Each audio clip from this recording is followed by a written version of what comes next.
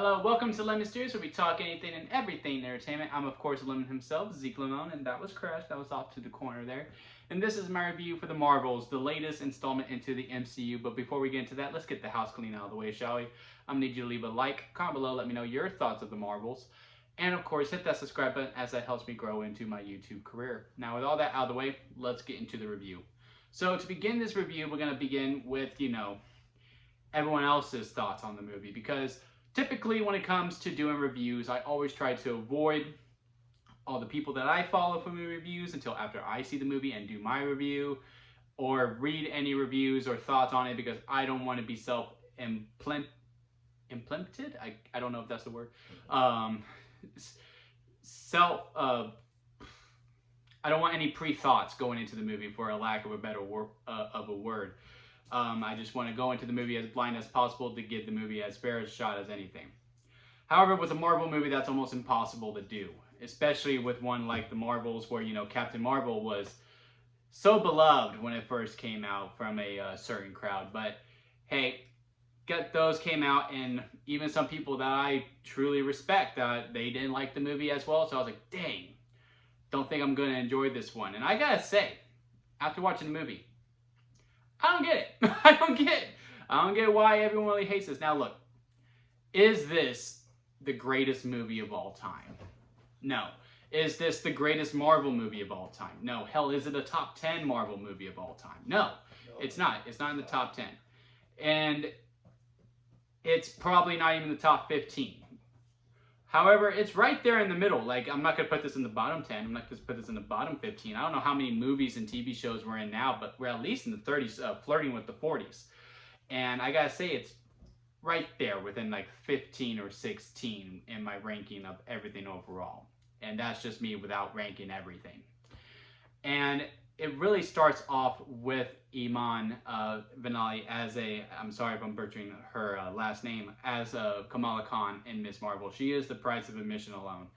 And what she brings from Miss Marvel, from that Disney Plus show, which to me is one of the top Disney Plus shows as well, that really nails the 6-episode arc, is that her personality is still there. Is she feels natural. I really don't think she's acting. I really do think she's just playing herself at this point, because it is so natural. She is very funny. She brought most of the laughs here, along with Samuel L. Jackson, who was just having the time of his life in this movie. This is a completely Nick Fury that we see from Secret Invasion and from any other Marvel project. Like, he is just having a straight up ball. But it is Kamala Khan, Miss Marvel, who is the price of admission, because she is the star of the show. She is the heartbeat. She is the humor. She is everything. Her witty lines are just absolutely 100%. And also, with Monica Rambeau and Captain Marvel as well, they probably had the most dynamic, the most chemistry, because there's actually history there from the 90s with Captain Marvel knowing Monica from when she was a baby and all that kind of stuff. And the history that's there behind it, and understanding why Monica Rambeau is so resistant from Captain Marvel all the way from WandaVision, is very great to see. And I will also say, because not only is this movie a sequel to Captain Marvel, it's technically a sequel to Miss Marvel. It's also technically a sequel from WandaVision. And if you watched all those shows and you do remember them well, a lot of the scenes really pay off more in this movie. And if you didn't, they do enough for you to be like, to get the gist of it. And that is part of the problem within this movie as well, is that this movie goes 100 miles an hour from beat one. And I think that is due to the short runtime. I do think this movie could be good to great, and probably from great to amazing, depending on where you land on it, if this was just given more time to breathe out some more things within the film, especially with the villain and some of the things that she's doing, and also with some of the conflicts that Captain Marvel is having within the things that the villain is doing in this movie. Because there is a story element. For the basic synopsis, I'm not spoiling anything here, is that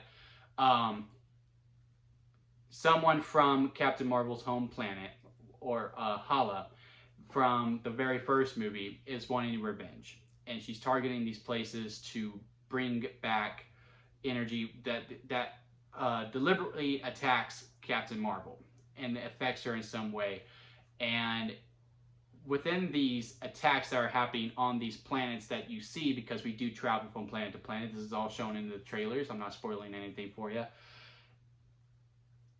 I didn't feel it. Like, there's like destruction within these planets and these fights, and everyone's like, oh, all hopes is lost, and I'm just like, yeah, you know, it kind of sucks. Like, it's like these destruction of planets and all this damage that is happening is the equivalent to a flat tire. It's just an inconvenience. It's really what it feels like. And if this was given more time to show the stakes of it, getting to know these people, understanding why the villain is doing what she is doing, I do think this ticks that movie from good to great, or great to amazing, and to that top tier Marvel that we were so used to seeing pre-Endgame. And unfortunately, with the short runtime and how this movie is just going 100 miles an hour, and you're not really given much to breathe, it does hurt the movie quite a bit, where it does land in that middle range for me personally. But overall, again, I don't get the hate. I truly just do not get the hate for this movie. Now, there is a point in this movie where I do see it where a lot of people go, yeah, this movie just isn't for me. And that's fine. To me, the scene that happens when I go, okay, I can see a lot of people getting turned off from this movie, or I can see a lot of people going, you know what, this is just a great ride. To me, I feel under this is a great ride, but I can also see how some people go, this is not the movie for me. But I really cannot see how you can go, this movie's horrible. This is the worst thing that ever happened to Marvel. This is, Satan might as well come and just start the rapture now. Like, for some of the reviews I've seen for this movie, it is just like, it's not warranted that. It's truly not. However, do stay for the post-credit scene. It is very, very important. There is only the one in the middle. Kind of just technically too, like there's one right before the credits start. That is pretty cool. Like, both of them are very, very, very, very important. But the first set of credits, then there's a post-credit scene. Then after that, you don't need to worry about anything. But yeah, it's fine. It's fine. It's really all it is. The movie's fine. It's not horrible. It's not great, but it's good. It's let's see.